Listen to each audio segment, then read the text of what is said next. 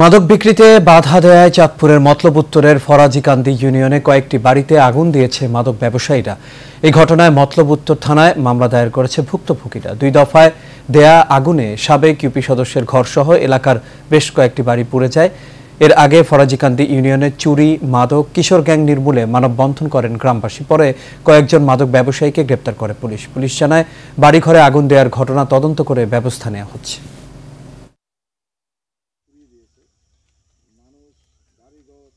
মাদকের বিরুদ্ধে একটা মানববন্ধন হয়েছে। এই মানববন্ধনে আমাকে এই দাওয়াত করছে সাবেক মেম্বার হিসেবে, যে আপনি তো এদেরকে অনেক বিচার আচার করছেন, অনেক কিছু দেখছেন। আজকে এই ঘটনা ঘটছে, মাদকের কারণে একটা লোক রাত্রে মেরে ফেলে চলেছিল। আপনি আইসা কতটা ক্ষতি হয়েছে আমরা তো দেখতেই পারছেন। আমরা আপনাদের সহযোগিতা চাই। আমরা থানাতে মামলা করছি। আমার বাবা সাবেক মেম্বার, সেই অনুসারে তাকে সেখানে দাওয়াত করা হয় এবং সেখানে গিয়ে তার ওপিনিয়ন জানানো হয়। তার প্রেক্ষাপটেই